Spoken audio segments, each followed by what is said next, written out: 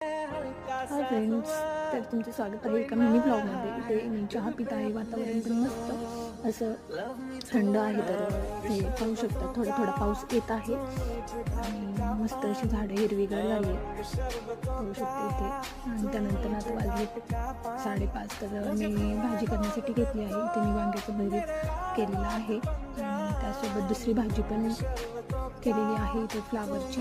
आणि त्यानंतर इथे भाज्या शिजत आहेत. तोपर्यंत इकडे डाळ आणि तांदूळ मटकी याची थालीपीठ करायचे. तर छान असे धुवून वाळून ठेवलेले आहेत. तर ते गिटमधून दळून आणायचे आहेत. तर इथे आलं होतं पार्सल. तर पार्सलमध्ये आहे हे बाथरूममध्ये आणलेलं आहे ठेवण्यासाठी.